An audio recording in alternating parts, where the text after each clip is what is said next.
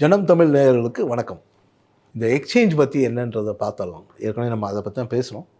எக்ஸ்சேஞ்சுன்றது NSC, BSc இது நம்ம கேள்விப்பட்டிருக்கோம். இன்னும் எம்சிஎக்ஸ் ஒன்று இருக்குது.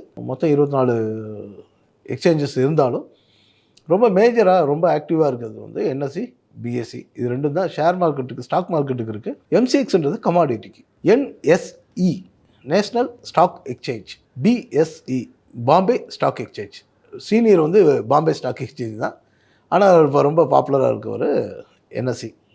இப்போ 2 பேரும் சமமாகிட்டாங்க, அது வேறு விஷயம். ஆனால் என்எஸ்சி எவ்வளோ ஏறி இருக்குது, பிஎஸ்சி எவ்வளோ ஏறி இருக்குதுன்னு நம்ம வழக்கமாக பேசுகிறதில்ல. ஆனால் அதுக்கு பதிலாக இன்னொன்று சொல்லுவோம், நிஃப்டி எவ்வளோ சார் ஏறி இருக்குது, சென்செக்ஸ் எவ்வளோ சார் ஏறி இருக்குது, இதுதான் நம்ம பேசுவோம். இன்றைக்கி நிஃப்டி இவ்வளோ ஏறினதுனால இன்றைக்கி மார்க்கெட் எல்லாம் ஏறி இருக்குது, சென்செக்ஸ் இவ்வளோ ஏறி இருக்குது, எப்பயுமே நம்ம அதை பற்றி தான் பேசுவோம்.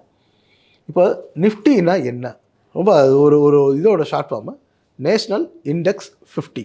நிஃப்டி நேஷ்னல் இண்டெக்ஸ் 50 அப்படின்னா இந்த தேசத்தோட பொருளாதாரத்தோட முகம் இருக்கு இல்லையா, அதில் ஒரு டாப் 50 கம்பெனிஸோட அதை எடுத்து வச்சுருக்காங்க. அந்த அந்த 50 கம்பெனி அதுதான் தேசத்தோட முகமாக பார்க்கப்படுகிறது, நேஷ்னல் இண்டெக்ஸ் 50.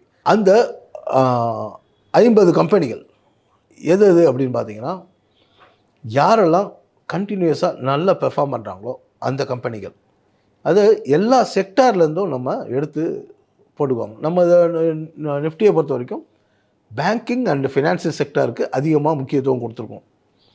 அதனால் அது வந்து அது அப்புறம் எனர்ஜி, ஆட்டோமொபைல், இப்படி எல்லா செக்டாரில் இருக்கக்கூடிய ஸ்டாக்ஸ் இருக்கு இல்லையா, அதில் யாரெல்லாம் சிறப்பாக இருக்காங்களோ அவங்கள கொண்டு போய் அதில் இருக்க சிறந்த 50 கம்பெனிகளை நிஃப்டியில் சேர்த்துறாங்க. அதாவது இந்தியாவில் இருக்கக்கூடிய டாப் 50 சிறந்த கம்பெனிகள் இல்லை, ஒவ்வொரு செக்டார்லேயும் இருக்கக்கூடிய சிறந்த கம்பெனிகளில் முதல் 1, 2, 3, 4 அந்த மாதிரி எடுத்து ஒரு மிக்சர் பண்ணி நிஃப்டியோட வெயிட்டேஜாக பண்ணியிருக்காங்க.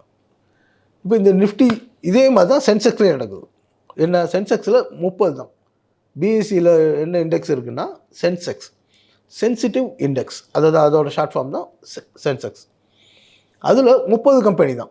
இதில் நிஃப்டியில் 50 கம்பெனி, சென்செக்ஸில் 30 கம்பெனி தான். இந்த 30 கம்பெனியோட பெர்ஃபார்மன்ஸுக்கு ஏற்ற மாதிரி சென்செக்ஸ் ஏறி இறங்கும். இங்கே 50 கம்பெனியோட பெர்ஃபார்மன்ஸ்க்கு ஏற்ற மாதிரி நிஃப்டி ஏறி இறங்கும். அது என்ன சார், நிஃப்டி ஏறுறதுனால இந்த 50 கம்பெனிகளும் ஏறுதா, இல்லை இந்த 50 கம்பெனி ஏறுறதுனால நிஃப்டி ஏறுதா? நிறைய பேருக்கு அந்த சந்தேகம் உண்டு. ஏன்னா மார்க்கெட் மேலே போகிறதுனால எல்லா கம்பெனி மேலே போகுது அப்படின்னு நினச்சிட்ருக்கோம். இல்லை, இந்த நிஃப்டின்றது, நிஃப்டிக்கு இருக்கக்கூடிய நம்பர் இருக்கு இல்லையா, இன்றைக்கி நிலமையில 21,000 சம்திங் இருக்கு இல்லையா, இதுவே என்னென்னா இந்த முதல் 50 கம்பெனி, அதுக்குள்ளே இருக்கக்கூடிய 50 கம்பெனியோட வளர்ச்சிக்கு ஏற்ற மாதிரி, விலை ஏற்றத்துக்கு ஏற்ற மாதிரி ஒவ்வொன்றுக்கும் ஒரு வெயிட்டேஜ் இருக்குது. இன்றைக்கி இந்தியாவில் டாப் மோஸ்ட் வெயிட்டேஜ் உள்ள ஒரு நிறுவனம்னா ஹெச்டிஎஃப்சி பேங்க், அதுக்கப்புறம் ரிலையன்ஸ் இண்டஸ்ட்ரீஸ், அதுக்கப்புறமா ஐசிஐசிஐ, அப்புறம் டிசிஎஸ். இந்த மாதிரி கம்பெனிகளுக்குன்னு அதோட டோட்டல் கேபிட்டலுக்கு ஏற்ற மாதிரி, மார்க்கெட் கேபிட்டலைசேஷனுக்கு ஏற்ற மாதிரி அதுக்கு வெயிட்டேஜ் கொடுத்து அதோட பெர்ஃபார்மன்ஸ்க்கு ஏற்ற மாதிரி நிஃப்டியில் பாயிண்ட் ஏறும். ஒரு பேஜுக்கு சொல்லணுன்னா ஒரு டாப் 4 கம்பெனிஸ் இருக்குது. இப்போ HDFC bank, Reliance, ICICI bank, TCS, Infosys, இந்த 5 கம்பெனியும் பாசிட்டிவாக இருக்குது வச்சுக்குவோம். எல்லாத்துலேயும் ஒரு பெர்சன்டேஜ் ஏறி இருக்குது. மிச்சம் இருக்க 45 கம்பெனியும் நெகட்டிவில் இருக்குது, கீழே இறங்கியிருக்கு. 1%, 2% கீழே இறங்கியிருக்கு. 45 கம்பெனி கீழே இறங்கினாலும் முதல் இருக்கக்கூடிய 5 கம்பெனி மேலே ஏறி இருந்தால் நிஃப்டி அன்றைக்கி பாசிட்டிவாக முடிஞ்சிருக்கும். அப்போ பார்க்குறப்போ என்ன தோணும், இன்றைக்கி நிஃப்டி பாசிட்டிவாக இருந்திருக்கு, மார்க்கெட் பாசிட்டிவாக இருக்குன்னு நமக்கு தோணும்.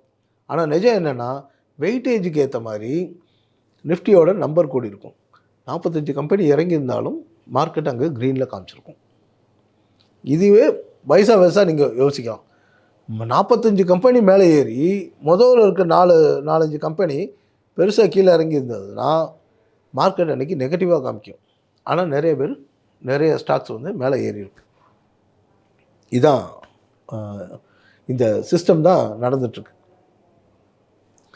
இதே மாதிரி தான் ஒவ்வொரு செக்டாருக்கும் ஒரு இண்டெக்ஸ் இருக்குது. ஃபார் எக்ஸாம்பிள் ஃபினான்ஸுக்குன்னு தனியாக ஒரு இண்டெக்ஸ் இருக்குது, பேங்க் நிஃப்டிக்கு ஒரு இண்டெக்ஸ் இருக்குது, ஆட்டோமொபைலுக்கு ஒரு இண்டெக்ஸ் இருக்குது. இப்போ ஆட்டோமொபைல் என்ன பண்ணுவாங்கன்னா அதில் இருக்கக்கூடிய டாப் 20 கம்பெனிஸ் 25 கம்பெனிஸை எடுத்து அதோட பெர்ஃபார்மன்ஸ்க்கு ஏற்ற மாதிரி அதுக்குன்னு ஒரு இண்டெக்ஸை அமைச்சு வச்சுருப்பாங்க. CNX IT, CNX auto, CNX metal, bank, finance, இந்த மாதிரி இருக்கும். அப்போது நமக்கு ஒரு இண்டெக்ஸோட மூமெண்ட்டு தெரிஞ்சிருச்சுன்னா அந்த இண்டெக்ஸில் எதெல்லாம் நல்லா பெர்ஃபார்ம் பண்ணுது அப்படின்றத நம்ம அனலைஸ் பண்ணி எடுக்கிறதுக்கு ஈஸியாக இருக்கும்.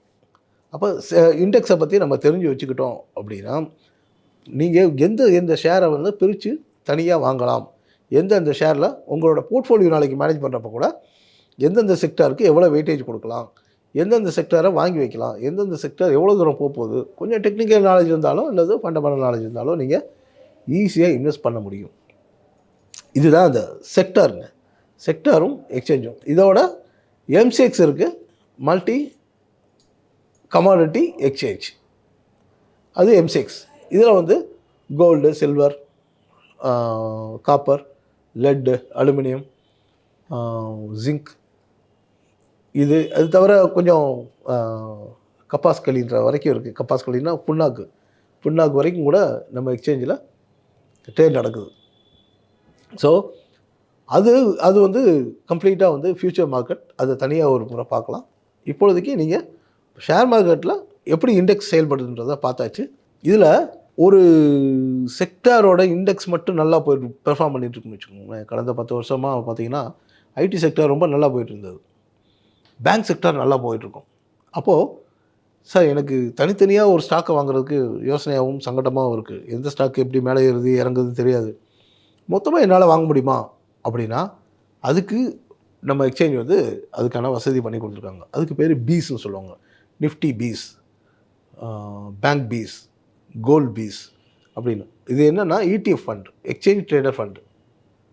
நீங்கள் நிஃப்டியை வாங்கணுன்னா 21,000 கொடுத்து வாங்கணும்னு அவசியம் இல்லை. சும்மா 201 ரூபா 202 ரூபா அந்த மாதிரியே நீங்கள் ஒரு ஷேரோட வேல்யூ அவ்வளோக்கு போட்டு வாங்கிக்கலாம். அது எக்ஸ்சேஞ்ச் ட்ரேடர் ஃபண்டு, அந்த மாதிரி நீங்கள் வாங்கிக்க முடியும். பேங்க் பீஸும் அதே மாதிரி போட்டு வாங்கிக்கலாம். அதாவது 21,000 ரூபா கொடுத்து வாங்குறத அதுவங்க 10ஆவோ 20ஆவோ 100ஆவோ பிரித்து வச்சுருப்பாங்க. அதில் நீங்கள் உங்கள் கையில் இருக்க காசுக்கு ஏற்ற மாதிரி நீங்கள் வாங்கிக்கலாம். இதில் என்ன மாதிரியான ரிஸ்க்கு குறைவு அப்படின்னா, ஒரு செக்டார் எடுத்துட்டிங்கன்னா அந்த செக்டாரில் சில கம்பெனிகள் நல்லா பெர்ஃபார்ம் பண்ணும், சில கம்பெனி டல்லாக இருக்கும், சரியாக பெர்ஃபார்ம் பண்ணாது. இப்போது முந்தியெல்லாம் ஒரு ஐடி கம்பெனி சுத்தமாகவே போயிடுச்சு. அப்போது தனிப்பட்ட முறையில் போகிறத விட நார்மலாக இன்வெஸ்ட் பண்ணிங்கன்னா அது பாட்டுக்கு மேலே போயிட்டே இருக்கும். எக்ஸ்சேஞ்சில் போட்டிங்கன்னா இப்போ நிஃப்டி எடுத்துக்கோங்க, 2008 6,000 இருந்து 2,250 வரைக்கும் வந்தது. இப்போ அந்த டைமில் நீங்கள் எந்த ஸ்டாக்கு வாங்கியிருந்தால் ஸ்டாக் வாங்குறது எனக்கு தெரியல அப்படின்னு நீங்கள் யோசிச்சிங்கன்னா, நீங்கள் நிஃப்டியே வாங்கியிருந்தீங்கன்னா இன்றைக்கி அன்றைக்கி 2,000 ரூபாயிலேருந்து இன்றைக்கி 22,000 ரூபாய்க்கு வந்துருச்சு. அப்போது மார்க்கெட் மேலே போனாலும் கீழே போனாலும் நமக்கு ரிஸ்க் இல்லாமல் நிதானமாக நம்ம நாடு வளர்கிற, அதாவது ஒரு கம்பெனி வளர்கிறப்ப இன்வெஸ்ட் பண்ணால் அது ஸ்டாக்கில் இன்வெஸ்ட் பண்ணுறீங்க. ஒரு நாடே வளரும் அப்படின்னு நம்பினீங்கன்னா நீங்கள் இடிஎஃப்பில் பண்ணலாம். எக்ஸ்சேஞ்ச் ட்ரேடர் ஃபண்டுன்னு சொல்லக்கூடிய இந்த பீஸில் இன்வெஸ்ட் பண்ணலாம். அதுக்கு உங்களுக்கு இந்த எக்ஸ்சேஞ்ச் பற்றியான நாலேஜ் இருக்கணும். நன்றி.